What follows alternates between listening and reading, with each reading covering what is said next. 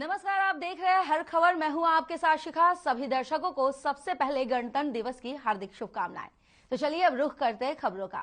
देश 73वां गणतंत्र दिवस मना रहा है। आपको बता दें कि राजपथ पर यहां पर भारत की ताकत दिखेगी। तो इस वक्त की बड़ी खबर से हम आपको रूबरू करा रहे हैं, जहां पर देश गणतंत्र दिवस मना रहा है। सुबह 10:30 बजे परेड होगी।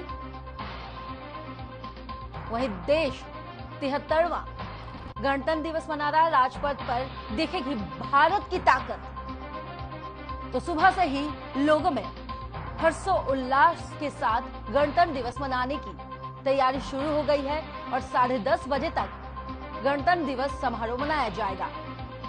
इसमें राजपथ पर भारत की ताकत दिखेगी। सुबह 10:30 बजे परेड होगा। पहली बार 75वां लड़ाकू विमान का फ्लाइट। तो आपको बता दें कि देश मना रहा है 73वां गणतंत्र दिवस। राजपथ पर दिखेगी भारत की परेड। सुबह 10:30 बजे परेड होगी। पहली बार 75वां लड़ाकू विमानों का फ्लाइट ब्लास्ट होगा।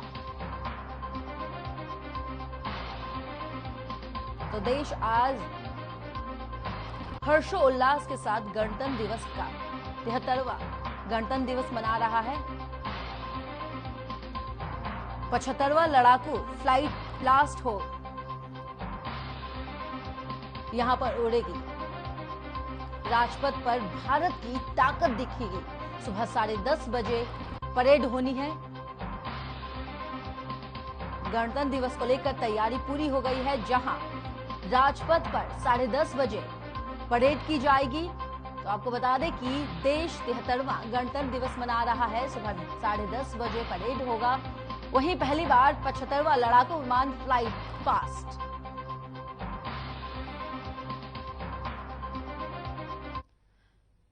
तो वहीं गणतंत्र दिवस को लेकर लोगों में काफी हर्षोल्लास है, जिसे आज 10:30 बजे राजपथ पर मनाया जाएगा। तो चलिए अब रुख करते हैं खबरों की ओर। हरियाणा के उप मुख्यमंत्री दुष्यंत चौटाला ने हिसार एयरपोर्ट पर पहुंचकर महाराजा अग्रसेन हवाई अड्डे के निर्माण कार्य को लेकर अधिकारियों के साथ बैठक की है।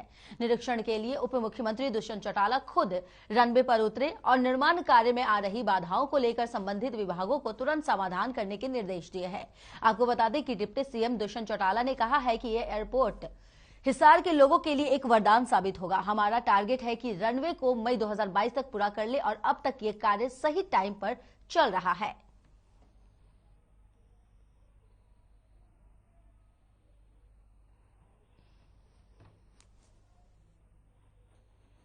तो आपको बता दें कि हिसार एयरपोर्ट का डिप्टी सीएम ने निरीक्षण किया है। दुष्यंत चौटाला ने खुद वो रनवे पर उतरे और अधिकारियों के साथ बैठक की है कि वहां का निर्माण कार्य किस तरीके से किया जा रहा है, इस पर चर्चा की गई है।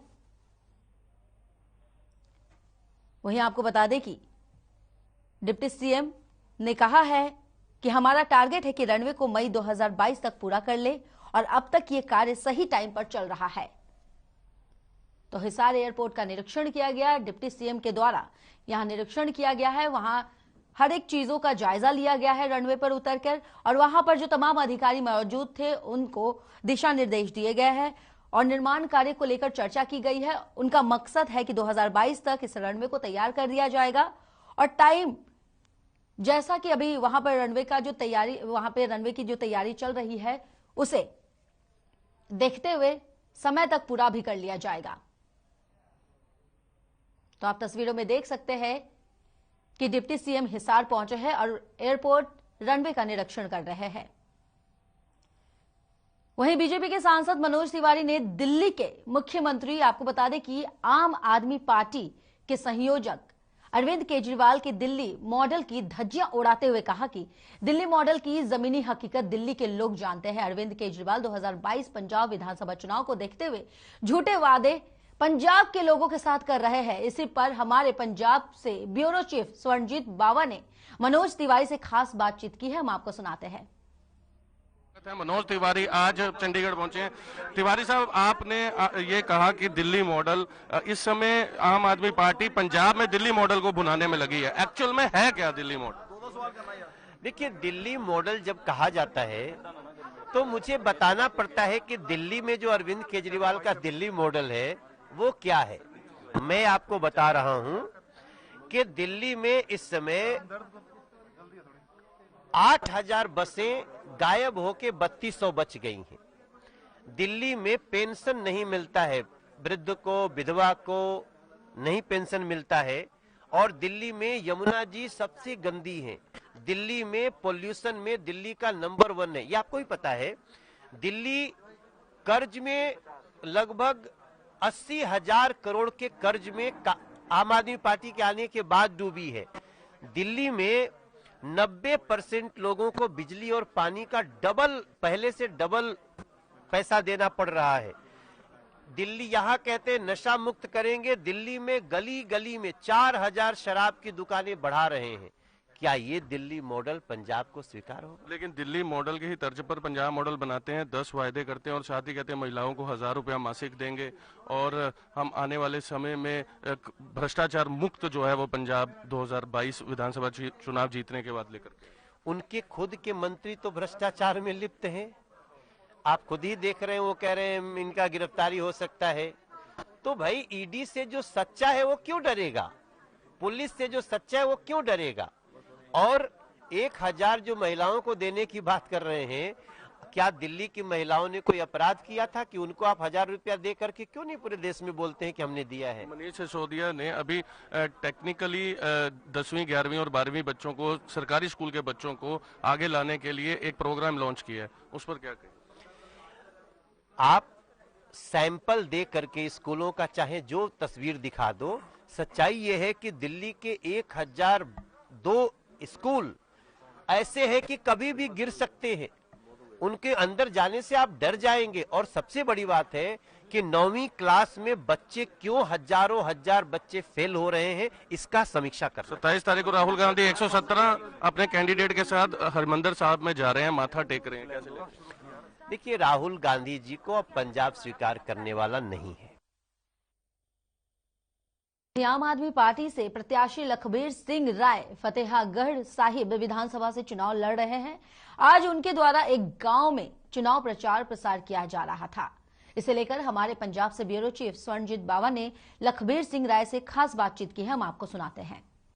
नमस्कार, हर खबर देख रहे सभी दर्शकों का बहुत बहुत स्वागत है। जिस दिन से आम आदमी पार्टी के संयोजक अरविंद केजरीवाल ने भगवंत मान का चेहरा मुख्यमंत्री के तौर पर पंजाब विधानसभा चुनाव में जारी किया है, उसी समय से पंजाब में लोगों के बीच काफी उत्साह देखा जा रहा है। आज हम आन पहुंचे हैं लखबीर सिंह राय, जो कि सरंद विधानसभा कॉन्स्टिट्यूएंसी से चुनाव लड़ रहे हैं और हमारे साथ है। लखबीर जी, नमस्कार सबको।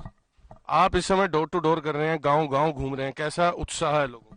देखो, ये हमारी कॉन्स्टिट्यूएंसी का सबसे बड़ा गांव है चनाथल कलां।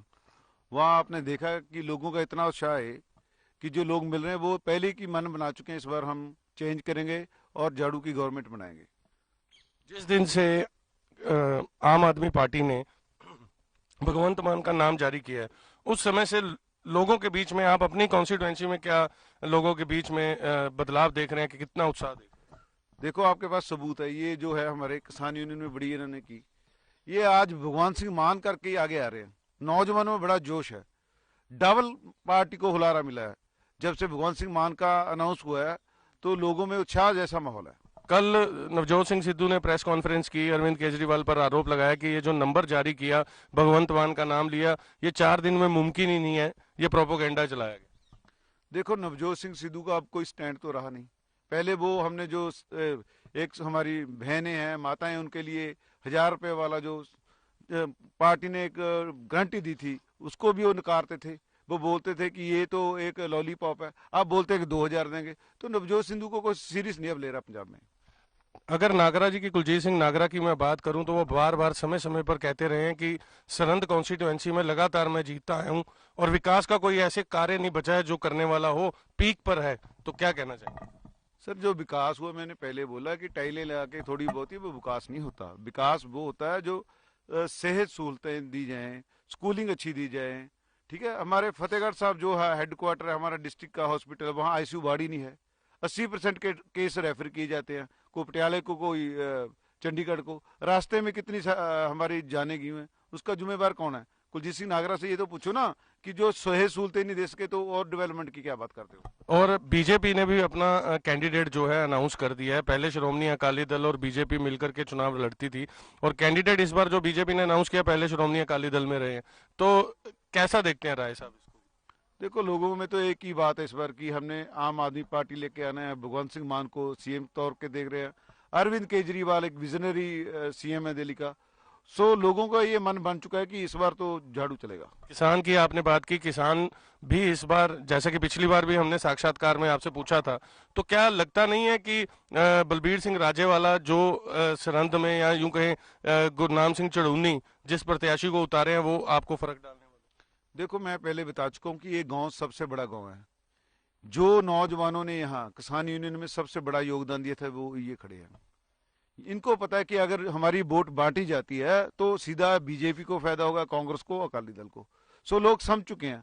उनको पता है कि ये वोट अब हमने बांटना नहीं है, हमने एक पार्टी को लेके आनी जो पंजाब को आगे ले जा सके, वो है आम आदमी पार्टी।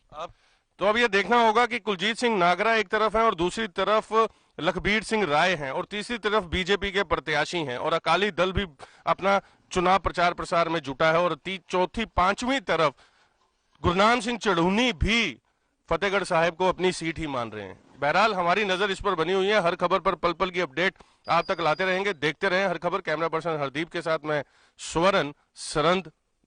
चलिए अब रुख करते हैं खबरों का। हरियाणा में रूटीन ट्रांसफार्मरों का दौर जारी है। इसी कड़ी में मंगलवार को हरियाणा में एचएससी अधिकारियों के ट्रांसफर किए गए। इस बार 6 एचएससी अधिकारियों ने सरकार ने तत्काल प्रभाव से तबादले कर दिए हैं। तो आपको बता दें कि एचएससी अधिकारियों के यहां पर तबादले जारी है। 6 एचएससी अधिकारियों के तबादले किए गए हैं। तत्काल प्रभाव से ये तबादले हुए हैं।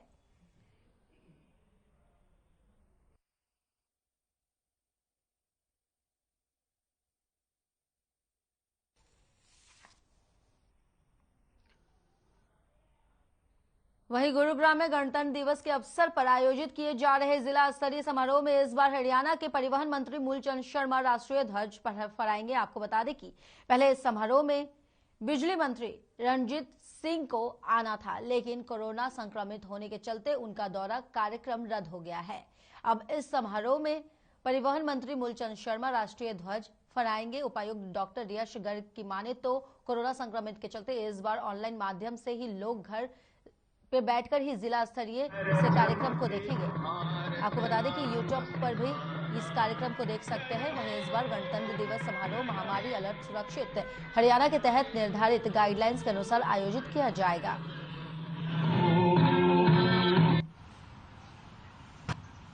भेज दे यार, एक बार उठवा दे उसको, फिर वहां नहीं डालेगा।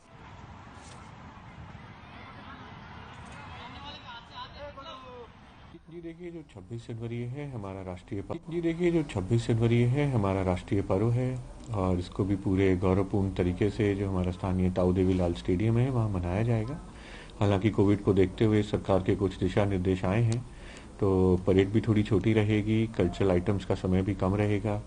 इसके अतिरिक्त जो हमारी वॉर विडोज या स्वतंत्रता सेनानी के परिवार थे, अब की बार सरकार की ओर से ये निर्देश है कि उन्हें उनके घर पर ही जाकर सम्मानित किया जाए। तो फंक्शन का जो समय है थोड़ा कम रहेगा, पर पूरे गौरवपूर्ण तरीके से और गरिमामय तरीके से इसको यहाँ मनाया जाएगा।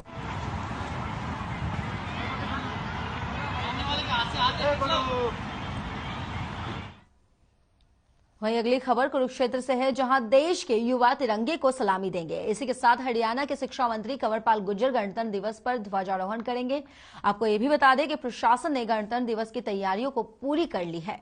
सुरक्षा के पुख्ता इंतजाम भी किए गए हैं। कुरुक्षेत्र के उपायुक्त मुकुल कुमार ने तैयारियों का जायजा लिया। वहीं गणतंत्र दिवस समारोह में इस परेड और सूर्य नमस्कार आकर्षण का केंद्र रहेगा।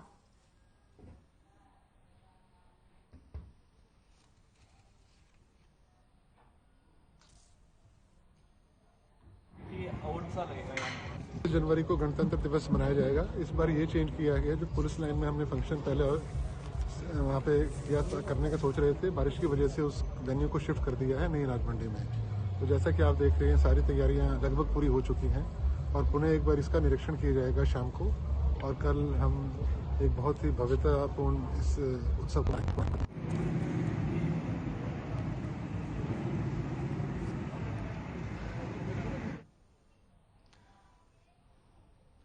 वहीं गणतंत्र दिवस के मौके पर गुरुग्राम में पुलिस चौकसी बढ़ा दी गई है। चौक चौराहों के साथ साथ बाहर से आकर रह रहे लोगों पर खास नजर रखी जा रही है।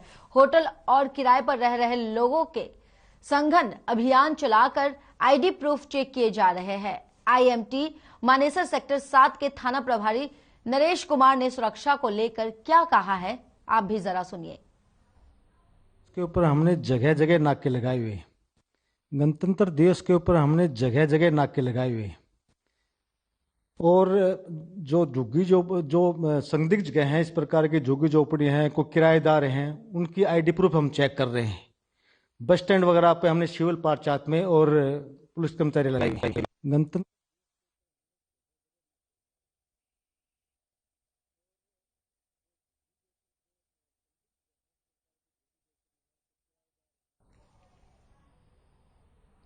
तो आपको बता दें कि गणतंत्र दिवस के मौके पर गुरुग्राम में पुलिस जो है वो चौकसी उन्होंने बढ़ा दी है। चौक चौराहों के साथ साथ बाहर से आकर रहे लोगों पर भी खास नजर रखी जा रही है। होटल और किराए पर रह रहे लोगों के संघन अभियान चलाया जा रहा है, जिसमें आईडी प्रूफ चेक किए जा रहे हैं। तो गणतंत्र दिवस के मौके पर पुलिस प्रशासन काफी सख्त मूड में नजर आ रहे हैं। यहां पर हर एक जगह पर उन्होंने चौकसी बढ़ा दी है। वहीं भिवानी में आज 26 जनवरी गणतंत्र दिवस को लेकर सर्च अभियान चलाया गया है। आपको बता दें कि जीआरपी और आरपीएफ पुलिस ने विशेष सर्च अभियान चलाया और आने जाने वाले और सभी लोगों पर विशेष यहां पर निगाहें रखी गई है। यहां तक कि सीसीटीवी के माध्यम से भी विशेष नजर रखी जा रही है। इस दौरान पुलिस ने रेलवे के डिब्बों की चेकिंग की और साथ ही सामान को भी चेक किया। उन्होंने इस दौरान लोगों से भी अपील की है कि वो लावारिश वस्तुओं को मत छुए। कोई संदिग्ध दिखे तो उसकी जानकारी वो पुलिस को तुरंत आकर दे।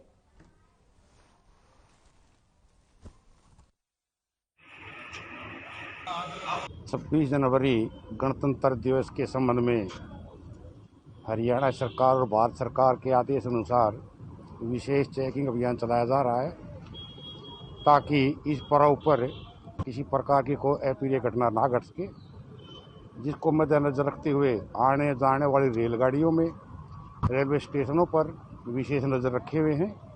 सीसीटीवी कैमरों की विशेष मदद ली जा रही है, और ताकि हमारा ये पर्व पूरे धूमधाम से मनाया जा सके।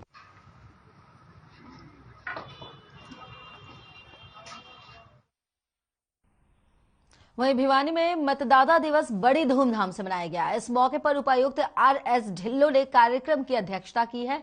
आपको बता दें कि कार्यक्रम प्रदेश स्तर पर आयोजित हुआ है, तो वहीं इसमें बच्चों की प्रतियोगिता भी रखी गई, जिसमें अच्छा प्रदर्शन करने वाले को सम्मानित किया गया है। कार्यक्रम के बारे में इलेक्शन तहसीलदार जय सिंह सिवाच ने जानकारी दी है। उन्होंने कहा है कि 25 जनवरी को आज 12वां मतदाता दिवस के रूप में मनाया जा रहा है। उन्होंने ये भी बताया कि नवंबर महीने तक मत भी बनाए गए हैं।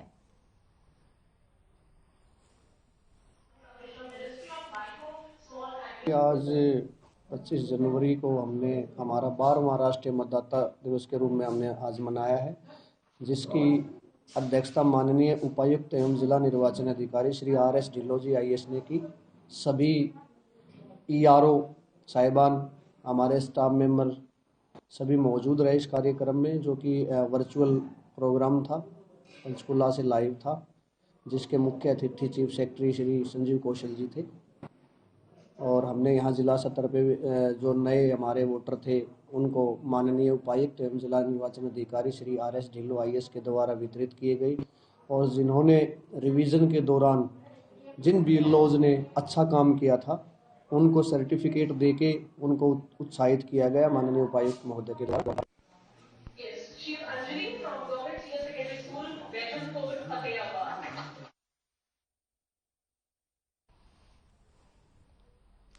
फिलहाल इस बुलेटिन में मेरे साथ बस इतना ही। मुझे इजाजत दें। नमस्कार।